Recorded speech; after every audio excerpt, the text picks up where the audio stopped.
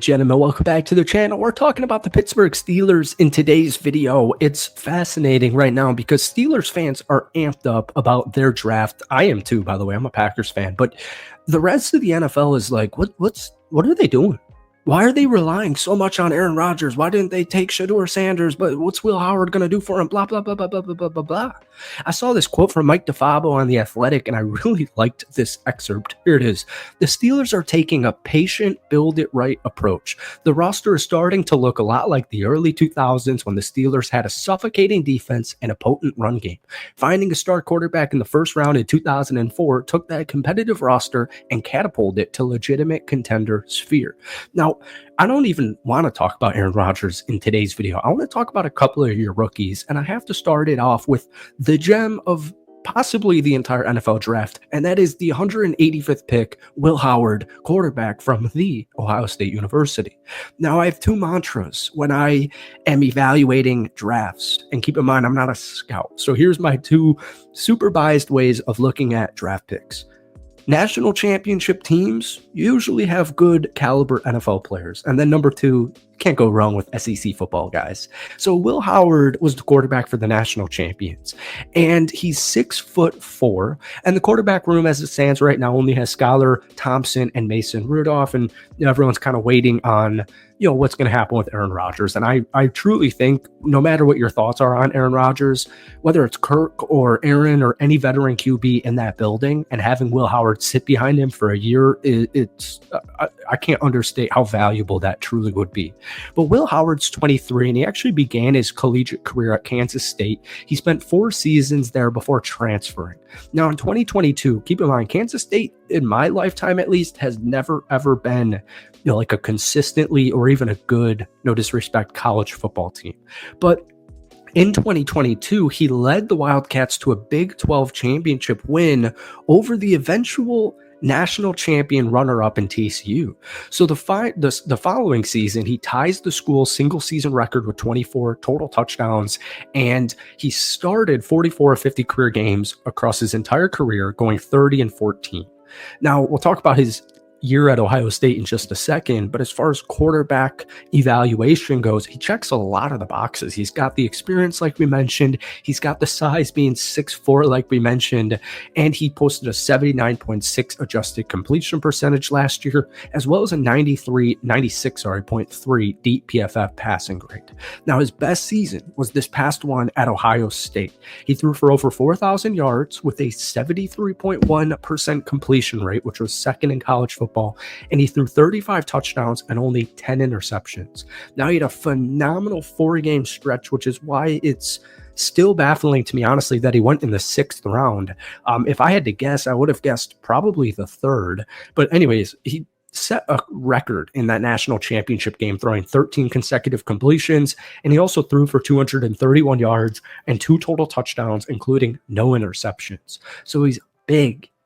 He's also mobile, but he's got very good field vision. He can process reads. He's got a very strong arm. He's just a big athlete. He's a big dude, physical specimen. So long term, I seriously love this pick, and I cannot wait to watch him in preseason. But I truly believe he's your quarterback of the future. I know they could be playing for next year's draft. I understand it, but everyone keeps talking about Pittsburgh in such a negative manner, and this case with no leverage. And I look at their team, and I'm like, I know they keep going, 10-7 and losing a playoff game, but they still have so much right. They still have so much right.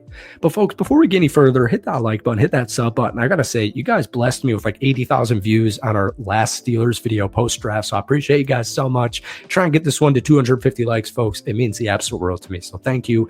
And then real quick, we got to talk about the rest of the rookies, because fellow teammate Jack Sawyer, 123, this was another move where I don't really understand why he fell to the 4th round. Like, it's just, I'm seeing this guy mocked in the end of the 1st, at the worst early 2nd. And at 123, you got to take Jack Sawyer. He had 63 total pressures last season. That ranked 4th in all of college football. And he's the perfect literal fit for the Pittsburgh Steelers. He's 6'4", 260 pounds. So he's much bigger than like Nick Herbig, who's 6'2", about 240. Now, Herbig's still a phenomenal pass rusher, but I'm telling you, like Jack Sawyer, Peyton Wilson from last season. If there's one thing I'm not going to critique, it's the Pittsburgh Steelers drafting honestly, any player on the defense, but specifically anybody on that defensive line or a linebacker. I don't know how people are touting the Jack Sawyer move as bad. People are also touting the Caleb Wilson pick as bad. And I look at the Jalen Warren, Caleb Johnson backfield now as good. 83, round 3. Now, Johnson earned an 82.6 PFF rushing grade behind zone blocking schemes last year. Pittsburgh ran that zone blocking or zone runs at about 60% under first-year coordinator Arthur Smith.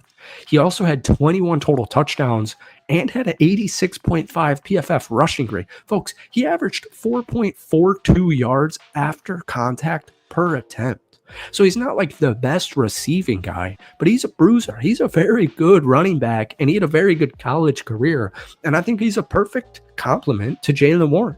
I really do. He went the entire 2024 season without an entire fumble. Didn't have a single fumble last season. He only had 3 in his total career at Iowa. Fumbled twice in 2023, just once in 2022. And so he wrapped up his college career going 29 games without a fumble. Pretty much 500 total snaps. So you're stepping in for Najee Harris, who only had 5 fumbles over 4 years. So I like Caleb Johnson, Jalen Warren backfield. I don't really understand it. And then their first round pick, I mean, this is the direct successor to Cameron Hayward. Derek Harmon is a beast. The dude's a beast.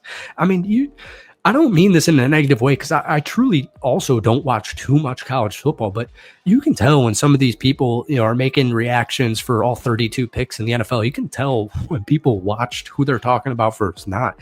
Derek Harmon, he's the successor to Cam Hayward, who's turning 36, or I think he's already 36. He tied for the highest among interior defenders in true pass sets. I mean, the guy's a phenomenal beast. He led college football with 34 QB pressures when lined up as a defensive tackle. He was second with a 10.7 pressure rate. So I know, like, most people, honestly, myself included, were thinking Shedeur at what was it, 23, because if he fell to 23, that was kind of the thought for the entire month leading up to the draft. If for some reason Shedeur Sanders fell all the way to 23, Pittsburgh's taking him.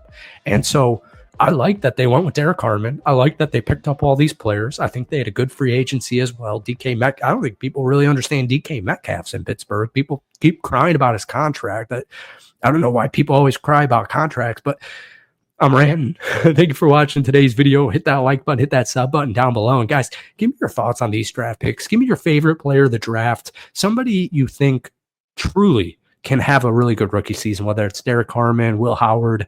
Give me all your thoughts on the Steelers draft. Thank you so much for watching. We'll see you soon. Peace.